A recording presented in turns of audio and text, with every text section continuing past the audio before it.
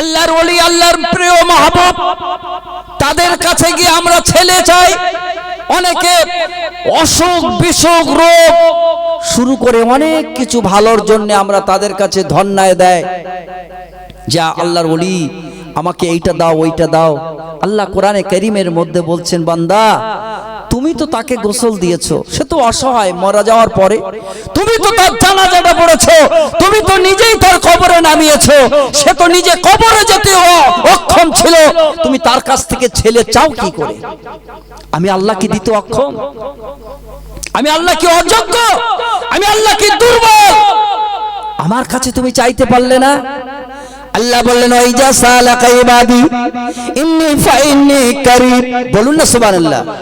আমার বান্দারা আমি আল্লাহর সম্বন্ধে যারা প্রশ্ন করে, ওয়াইজা সালাকা ইবাদি ইন্নী ফাইন্নী কারীম, অবশ্যই অবশ্যই আমি আল্লাহ বান্দার কাছে রয়েছি। জোরে বলুন না সুবহানাল্লাহ। আমরা হয়তো কোনো আল্লাহর ওলির কাছে গিয়ে বলবো, বাবা আল্লাহর ওলি আমাকে এমন একটা জিনিস দাও, কি আমার বিবি অসুস্থ, কি আমি অসুস্থ, আমার একটা ছেলের দরকার, কি চাকরির দরকার, অভাব অভিযোগ মিটিয়ে দাও। আল্লাহ পাক, আল্লাহ হাবিব বললেন, বান্দা শোনো, তুমি যার কাছে চাইছিলে ও তো ঘুমিয়ে থাকতে পারে। আর নওয়াজি হয়, আল্লাহর ঘরে আপনি যখন পৌঁছে যাবেন তখন প্রত্যেকে কাতার বরাবর, জোরে বলুন না মহব্বতে বলেন না সুবহানাল্লাহ। এই মুসলমানের মধ্যে দলবাজি হবে কেন? আল্লাহ পাক কোরআনে কারীমের মধ্যে বললেন, ওয়াতাসিবু বিহাবলিল্লাহি জামিআ ওয়া লা তাফাররাক। জোরে বলুন না সুবহানাল্লাহ। যারা কোরআন যারা বিশ্বাস করে, আচ্ছা আমরা কোরআন বিশ্বাস করি কিনা? হ্যাঁ, আমরা ছাড়াও আমাদের মাইকের আওয়াজ অনেকে শুনছে, তারাও বলে কোরআন বিশ্বাস করি, ঠিক না বেটি? আল্লাহ বললেন, ওয়ালা তাসিবু বিহাবলিল্লাহি জামিআ ওয়া লা তাফাররাক, তোমরা দল বিভক্ত হয়েও না। তো আমরা তো এখানেই দল হয়ে যাচ্ছি। তাহলে আমরা আল্লাহকে মানি? কি বলেন? আল্লাহকে যদি আমরা মানি তাহলে কোরআন আমাকে মানতে হবে।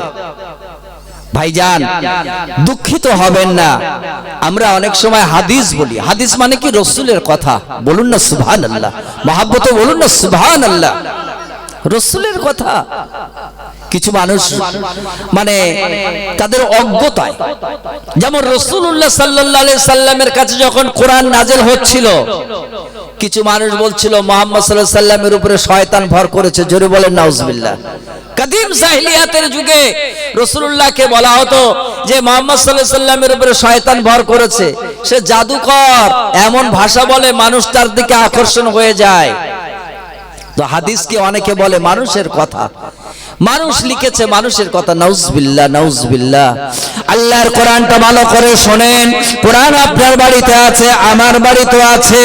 এ মুমিন মুসলমানেরা, আল্লাহর কোরআনে স্পষ্ট করে বলেছে, আমার আল্লাহ পাক আমার হাবিবের শানে বলেছেন, এ মুমিনেরা কানটা খাড়া করে শোনো, আমার আল্লাহ পাক মুমিন দিকে লক্ষ্য করে বললেন, এ মুমিনেরা শোনো, আমার নবী যদি নফসের প্রবৃত্তিতে, আমার নবী যদি ইচ্ছাকৃত নিজের ইচ্ছায় কোনো কথা বলে দেয়, ওয়ান্নাজমু, আমার নবী কখনোই নিজের ইচ্ছায় কোনো কথা বলে না। নবী যেটা বলে সেটা হলো আমি আল্লাহ আমার নিজের কথা। জোরে বলুন সুবহানাল্লাহ। আমার কথা। প্রিয় ভাই আমার, দোস্ত আমার, মুফতি আজম মেজলা হুজুর পীর কেবলা রাহমাতুল্লাহ আলাইহি, আল্লাহ পাকের এত বড় তাকওয়াপন্থী আলেম, তাকওয়াপন্থী আল্লাহর ওলি, যারা কলিকাতার নিউ মার্কেটে মেজলা হুজুর একটা মসজিদে থাকতেন। অনেকে মুরব্বী জানতে পারে, হুজুরের কাছে একজন তাবিজ করার জন্য গেলেন। ভাইজান তাবিজের এখন রমরম ব্যবসা, রমরম ব্যবসা, বুঝলেন? আমরা যখন ফুরফুরায় পড়েছি তখন এরকম রমরম ব্যবসা ছিল না। এখন আপনি আসলে মানুষের চাহিদা, নামাজ নেই, কালাম নেই, হুজুর ছেলে ভালো হয়ে যাক, হ্যাঁ, সে নিজে আল্লাহর ডাকে না, হুজুরের কিছু পয়সা দিয়ে যাতে আমার ব্যবসা ভালো হয়, হুজুর যে তাবিজ দিলে হয় ওইটা দাও যেন ব্যবসা ভালো হয়। হুজুররা ওরকম চিন্তা ভাবনা রেখেছে। কি বলেন ভাইজান? আপ যেমন রোগী, ডাক্তারও সেরকম হতে হবে। হ্যাঁ, হাড় যদি ভেঙে যায়, চোখ অপারেশনের যন্ত্র নিয়ে গেলে হাড় ভাঙা সারবে? ওরকম ভালো করে হাত পা বাঁধতে হবে, না তো ডান হাতে ডান পায়ে প্লাস্টার করবে, বাম পা তো লাথি মারবে ডাক্তারের, ঠিক না? যত যন্ত্রণা করুক ওরা আগে বেডের সঙ্গে বেঁধে ফেলবে। ডাক্তারও সেরকম হবে, রোগী যেরকম ডাক্তার সেরকম, বুঝলেন? আগে থেকে তাবিজ সব রেডি।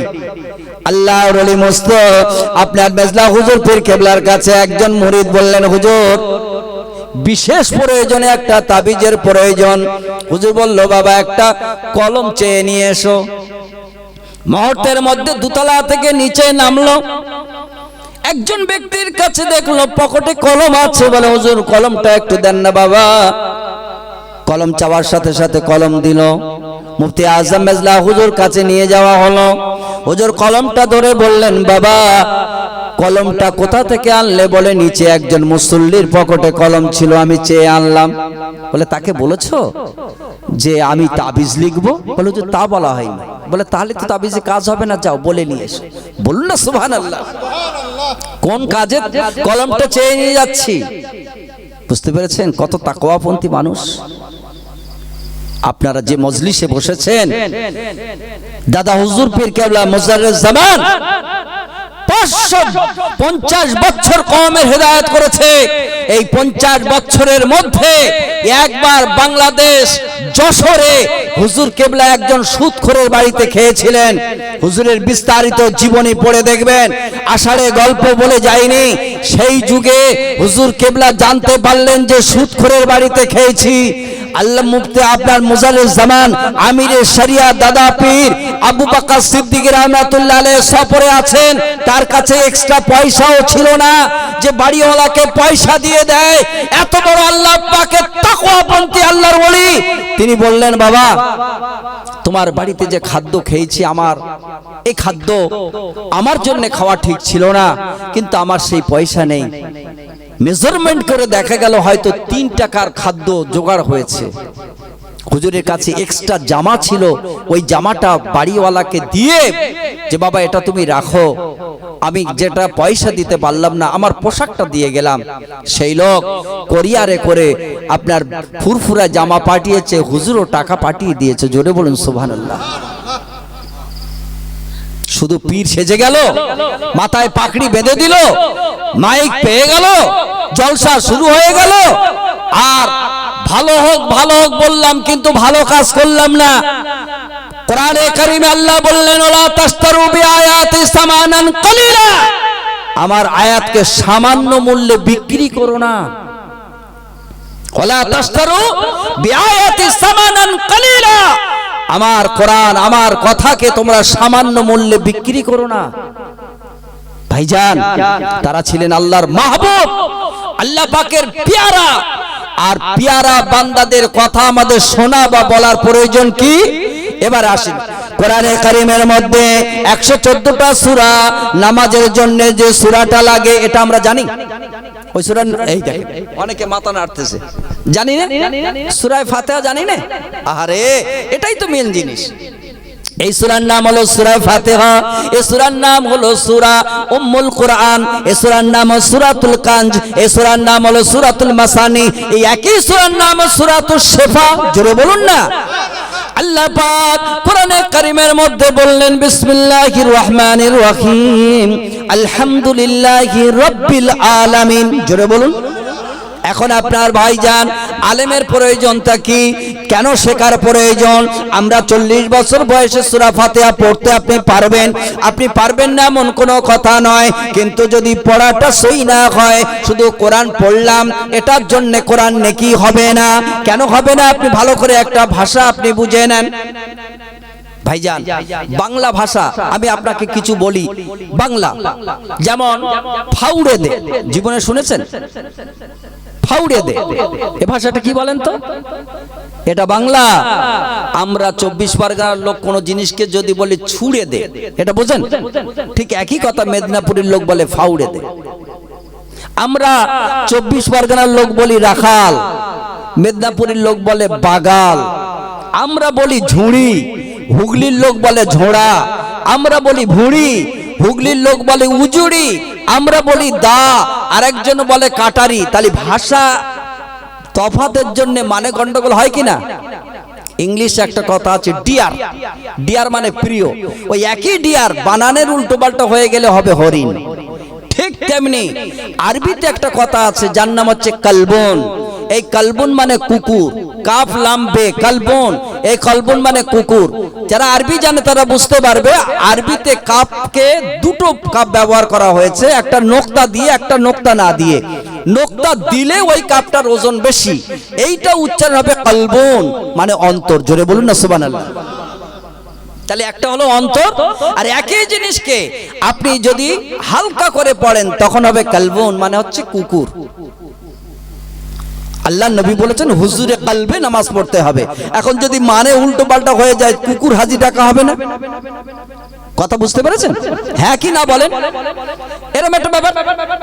ঠিক তেমনি আরবিতে আলহামদু, এখানে হাও দুটো, একটা বড় একটা ছোট। যারা আরবি জানে তারা বুঝতে পারবে এটা আল্লাহর যে প্রশংসা হবে আলহামদুলিল্লাহি রাব্বিল আলামিন। সমস্ত প্রশংসা ওই আল্লাহ যিনি রব, যিনি প্রতিপালক, যিনি আমার স্রষ্টা, যিনি সৃষ্টি করেছেন।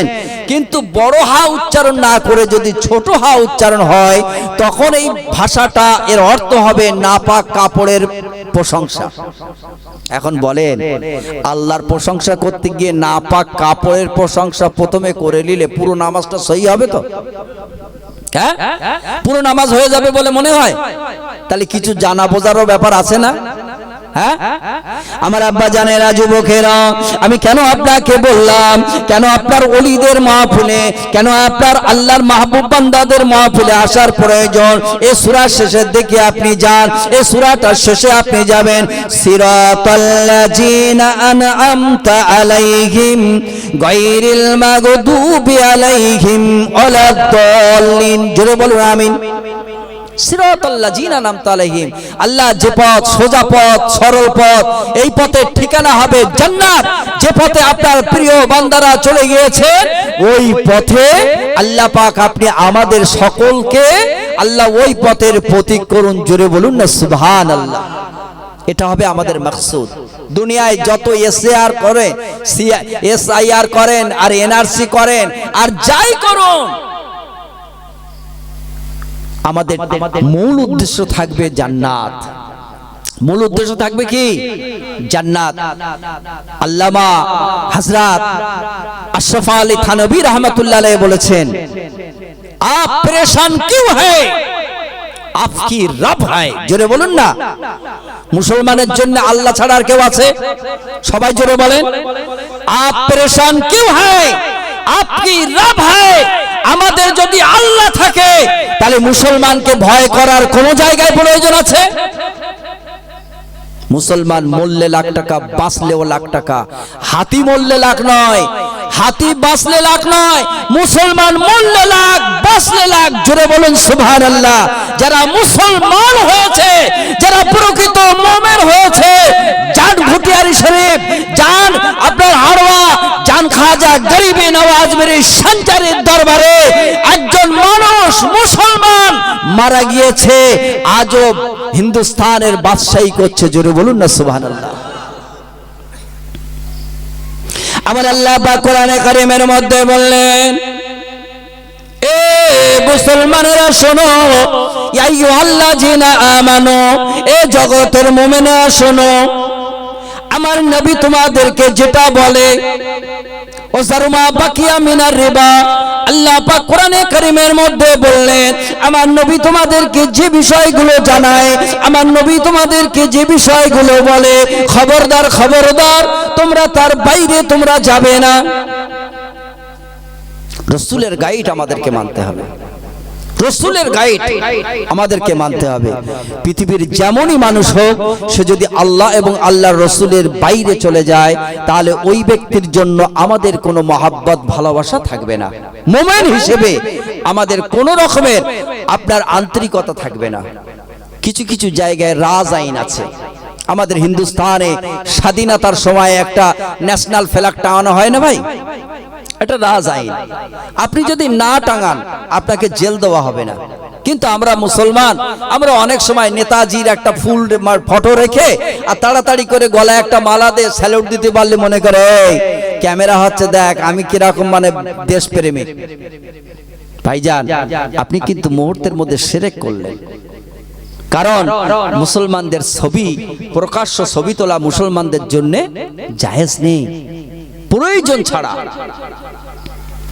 ছাড়া ছবি তোলা জায়েজ নেই।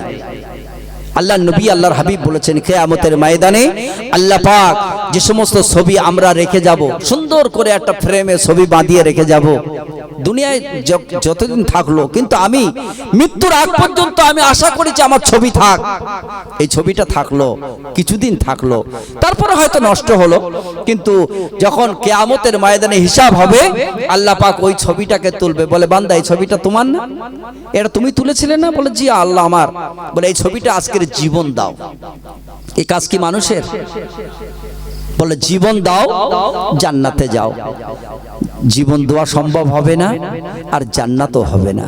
অতএব ভাই বুঝতে হবে, শিরক বিদআতের সঙ্গে কুফরির সঙ্গে মিলেমিশে থাকলে হবে না। বহু জায়গায় এমন দেখা যায় আল্লাহর ওলি, আল্লাহর প্রিয় মাহবুব, তাদের কাছে গিয়ে আমরা ছেলে চাই। অনেকে অসুখ বিসুখ রোগ শুরু করে অনেক কিছু ভালোর জন্য আমরা তাদের কাছে ধন্যায় দেয়, যা আল্লাহর ওলি আমাকে এইটা দাও ওইটা দাও। আল্লাহ কোরআনে কারীমের মধ্যে বলছেন, বান্দা তুমি তো তাকে গোসল দিয়েছো, সে তো অসহায়, মারা যাওয়ার পরে তুমি তো তার জানাজাটা পড়েছো, তুমি তো নিজেই তার কবরে নামিয়েছো, সে তো নিজে কবরে যেতে অক্ষম ছিল, তুমি তার কাছ থেকে ছেলে চাও কি করে? আমি আল্লাহ কি দিতে অক্ষম? আমি আল্লাহ কি অযোগ্য? আমি আল্লাহ কি দুর্বল?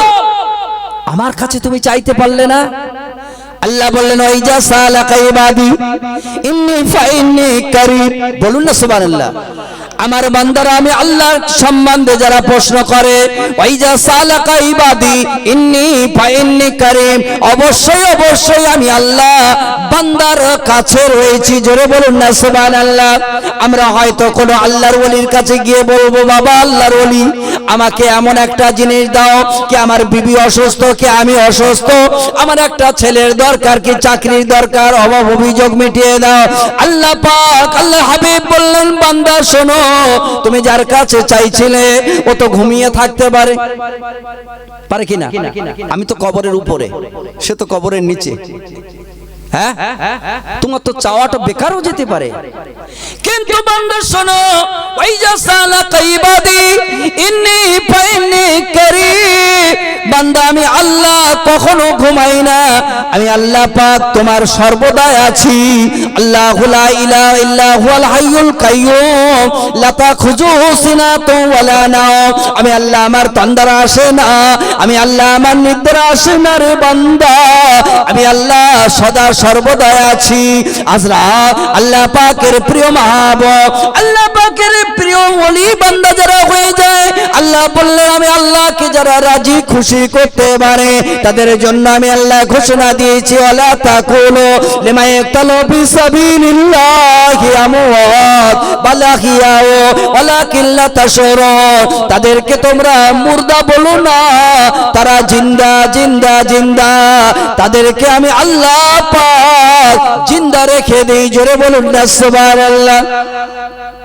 এ ভাইজান, ইসলামের দ্বিতীয় খলিফা হযরত ওমর ফারুক রাদিয়াল্লাহু তাআলা জামানায় হযরত ওমর মদিনার গভর্নর, মিশরের গভর্নর ছিল আমর বিন আস রাদিয়াল্লাহু তাআলা। মদিনা থেকে মিশরটা অনেকটা ফারাক। এই মদিনার গভর্নর করে হযরত আমর বিন আস রাদিয়াল্লাহু তাআলা কে হযরত ওমর ফারুক দায়িত্ব দিলেন। যেমন দিল্লিতে আপনার নরেন্দ্র মোদি আর পশ্চিমবঙ্গে মমতা, ওখান থেকে এখানে সামলাতে পারবে না, তাই একে দিয়ে সামলাতে হবে রাজ্য। হযরত ওমর রাদিয়াল্লাহু তাআলা তিনি মদিনার গভর্নর, আর আমর বিন আস ছিল মিশরের গভর্নর। মিশরের বুকে একটা ঘটনা ঘটে গেল। মিশরের বুকে যে নীল নদ আল্লাহ পাক ফেরাউনকে চুবিয়ে চুবিয়ে মেরেছে, জানেন কি জানেন না? সবাই জানেন না? এই ফেরাউন যে নদীতে চুবিয়ে চুবিয়ে মারা হলো, এই নীল নদে বছরে কয়েকটা দিন পানি বন্ধ হয়ে যায়। একদিন, দুদিন, 3 দিন, 4 দিন নয়, একদিন এমন করতে করতে মাসের পর মাস পানি বন্ধ হয়ে যায়। মিশরের নীল নদটা ফেটে যায়। মিশরবাসীরা পানি পিপাসায় কাতর হয়ে যায়, কারণ পানিটা বড়ই প্রয়োজন। পানি নাই, খাদ্যর অভাব হয়ে গেল। মিশরের বুকে প্রতি বছর এমন একটা ঘটনা ঘটে। আর ইসলামের হুকুমত আসার আগে তারা করত কি, একটা যুবতী নারীকে নিয়ে গিয়ে ওই নীল নদের মাঝখানে যুবতী নারীকে জবাই দিত। জোরে বলেন না নাউজুবিল্লাহ। অনেক সময় আছে না আপনার বলি দেওয়ার পোতা, বুঝলেন, এইটা দিলে বলি হয়ে যাবে। এই আপনার একটা ব্রিজ হচ্ছে নদীর উপর দিয়ে, ব্রিজ আর করতে পারছে না, বলছে মনে হয় কর চাচ্ছে। হ্যাঁ, এরকম শুনেছেন কিনা? মিশরের নীল নদে প্রতি বছর এমন একটা ঘটনা ঘটে, পুরো জমিনটা ফেটে যায়। ইসলামী হুকুমত এলো, আমর বিন আস রাদিয়াল্লাহু তাআলা আনহু খেলাফতি দায়িত্ব তিনি নিয়েছে। তখনও কিছু ইহুদি, তখনও কিছু নাসারা ছিল, তারা আমর বিন আস রাদিয়াল্লাহু তাআলা আনহুকে পরামর্শ দিতে লাগলো, এ আমর বিন আস, খবরদার খবরদার, দেরি করবেন না, দেরি করবেন না। এই মুহূর্তে একটা যুবতী নারীকে ওই নীল নদের মাঝখানে গিয়ে জবাই দিয়ে দাও। কোরআন হাদিসে এমন কোন ইতিহাস আছে? হ্যাঁ, এমন কোন ইতিহাস আছে? তারা এটা বলল যে আপনি জবাই দেন তাহলে পানি আসবে, আর সেটাই হতো। কিন্তু আমর বিন আস বললেন না, এটা আমার দ্বারা সম্ভব না, ইসলামী হুকুমাতে এমন সম্ভব নয়। তাই আমর বিন আস রাদিয়াল্লাহু তাআলা আনহু বললেন, অপেক্ষা করুন, একটা পরামর্শ নেওয়া যায়। হযরতে ওমর ফারুক রাদিয়াল্লাহু তাআলা আনহুর কাছে আমর বিন আস একটা চিঠি লিখলেন, এ ওমর ফারুক, আমি আমর বিন আস সালাম নেবেন, মিশরে বড় সমস্যা দেখা দিয়েছে, নীল নদের পানি বন্ধ হয়ে গিয়েছে, নীল নদের পানিটা বন্ধ হয়ে গেল। কি করলেন? নীল নদে পানি হবে, মানুষ তো বিভিন্ন পরামর্শ আমাকে দেয়, আমার নিজের কোনো বুদ্ধি কাজে লাগছে না। হযরতে ওমর রাদিয়াল্লাহু তাআলা আনহু শরণাপন্ন হলেন। ওমর ফারুক দুটো চিঠি লিখলেন, দুটো চিঠি লিখলেন। একটা চিঠি আমর বিন আসকে লিখলেন, এ আমর বিন আস, আমি ওমর বিন খাত্তাব রাদিয়াল্লাহু তাআলা আনহু তোমাকে জানালাম, আমি ওমর তোমাকে ঘোষণা দিয়ে দিলাম, আমর বিন আস, আমার চিঠি তোমার একটা দিলাম, আর একটা চিঠি আমি তোমাকে দিলাম। ওই একটা চিঠি তোমাকে বলে দিলাম, ওই চিঠিটা, দ্বিতীয় চিঠিটা তুমি মিশরের নীল নদের মাঝখানে পুঁতে দেবে। এটা আমি ওমর বিন খাত্তাবের হুকুম। চিঠি একটা দিয়েছে আমর বিন আসকে, আর একটা চিঠি দিয়েছে নীল নদে। এবার চিঠি এসে গেল, বলুন না সুবহানাল্লাহ। চিঠি আসলো, এবার মিশরের বুকে হযরত আমর বিন আস তার রাজসভায় মানুষদের নিয়ে বসে আছেন। দুটো চিঠি এসেছে। হুজুর একটা চিঠি পড়লেন, ওমর ফারুককে সালামের জবাব দিলেন, আর বললেন, আমাদের খলিফা ওমর বিন খাত্তাব রাদিয়াল্লাহু তাআলা আনহু আমাকে দায়িত্ব দিয়েছেন একটা চিঠি নীল নদে দিতে হবে। মানুষ বলল, এত বোকা মানুষ হয় যারা ইহুদি নাসারা, তারা বলছে মুসলমানে এত বোকা হয়? হ্যাঁ, মানুষের চিঠি পড়তে গিয়ে হাতের লেখা খারাপ হয়, তাই বেকাটারা হয়, ওর জায়গায় ক মনে হয়, 29 জায়গায় 29 মনে হয়। আর সেই মাটি, জমিন, জড় পদার্থ, যার কথা বলার ক্ষমতা নেই, আজ পর্যন্ত কথা বলিনি, সেখানে চিঠি দিচ্ছে পানি হবে বলে। হ্যাঁ, পানি আসবে, এটা কত বড় বোকামো। বলল, চিঠিটা কি লেখা আছে একবার খুলে দেখাতে হবে। আমর বিন আস বলছেন, না, ওমর ফারুক এটা হুকুম দেয়নি, চিঠি দিয়েছে, আমরা চিঠিটা নিয়ে যাব, নীল নদে পুঁতে দেব। বলল, না ভাই, একটা বার খুলে দেখান। গোটা মিশরের বুকে আপনার হাইচাল শুরু হয়ে গেল। কি ঘটনা এমন? আমরা যুবতী নারীদেরকে জবাই দিয়ে মিশরের নীল নদে বছর বছর পানি আসে, আর সেই নীল নদে মানুষ যাবে না, যুবতী নারী জবাই হবে না। একটা কাগজের চিঠি কিংবা একটা চামড়ার চিঠি ওই নীল নদে পুঁতে দিলে নীল নদে পানি হবে। গোটা এলাকায় খবর হয়ে গেল। ধীরে ধীরে মানুষ এবারে আমর বিন আসের দিকে আসতে লাগলো। আমর বিন আস চিঠিটা নিয়ে নীল নদের দিকে গিয়ে যায়। বারবার ইহুদি নাসারারা বলতে লাগলো, এ আমর বিন আস, বোকামো করো না, এটা হাস্য কৌতুক হয়ে যাবে। এ আমর বিন আস, এমন ঘটনা পৃথিবীতে হয় না। আমর বিন আস, খবরদার বোকামো করো না। আমর বিন আস, একটা মাটি, নদীর মাটিতে তুমি চিঠি দেবে, এটা কি করে সম্ভব? চিঠিটা কি লেখা আছে একবার খোলো। আমর বিন আস বললেন, না, খোলা যাবে না। হযরত আমর বিন আস রাদিয়াল্লাহু তাআলা আনহু বারবার তিনি ধীরে ধীরে ধীরে নীল নদের দিকে এগিয়ে যায়। গোটা এলাকার মানুষ জনগণ একটা প্রতিবাদ করে, চিঠিতে কি আছে আমরা তো দেখতে পাবো না, মাটির সঙ্গে মিশে যাবে।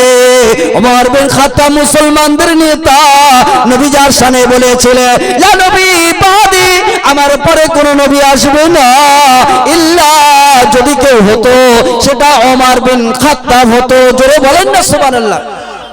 সেই ওমর ফারুক চিঠি লিখেছে। কত জ্ঞানী মানুষ বোঝা যাবে তার চিঠিটা নীল নদে দেওয়া হবে। হযরত ওমর বিন খাত্তাবের চিঠি আমর বিন আস রাদিয়াল্লাহু তাআলা নিয়ে গিয়ে যায়। মিশরবাসীরা কিছু ইহুদি নাসারারা বারবার বলে, ওমর, এ আমর বিন আস, একটিবার চিঠিটা দেখাও, কি লিখেছে একবার খুলে দেখাও। বারংবার বলার পর চিঠিটা জনসমক্ষে খোলা হলো।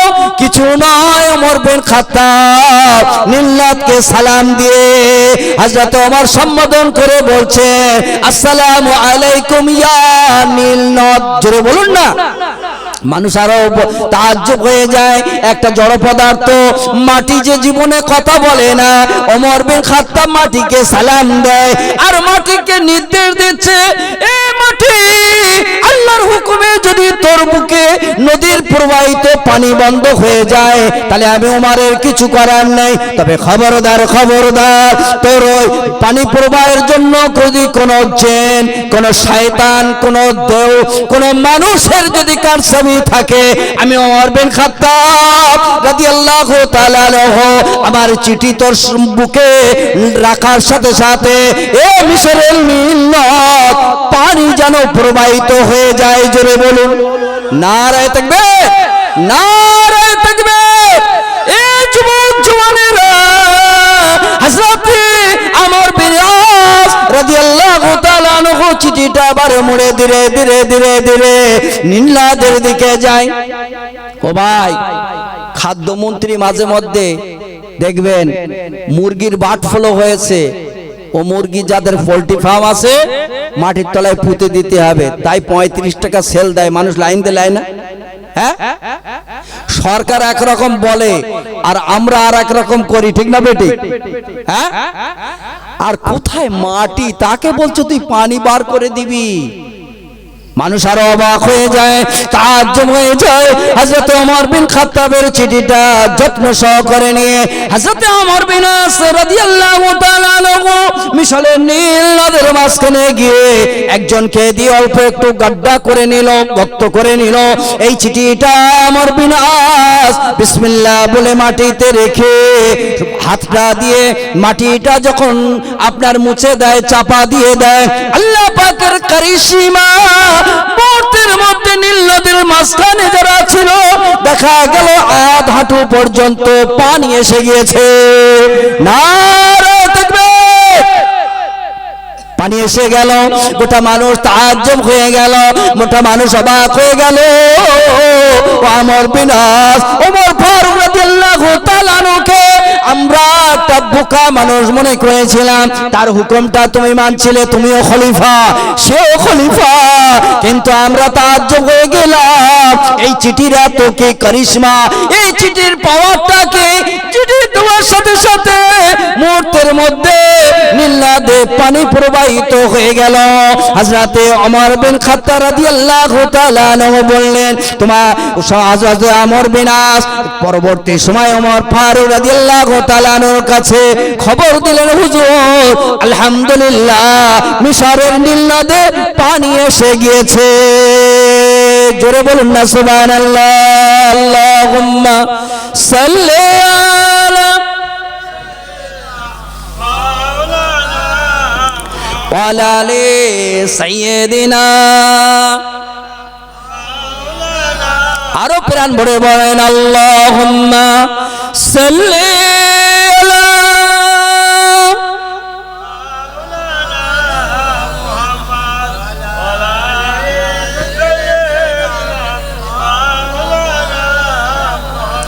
আমর বিন আস রাদিয়াল্লাহু তাআলা আনহু ওমর ফারুকের সঙ্গে পরামর্শ করলেন, হুজুর কি ব্যাপার ঘটেছে আমি তো জানি না, হুজুর একবার কি বলবেন। হযরতে ওমর বিন খাত্তাব রাদিয়াল্লাহু তাআলা আনহু আল্লাহ পাক তাকে কুওয়াতি এত ক্ষমতা দিয়েছিলেন, খেলাফতের সময়ে তিনি একদম তার একটা মুসলিম টিমকে দূর দেশে তিনি নিয়ে গিয়েছিলেন।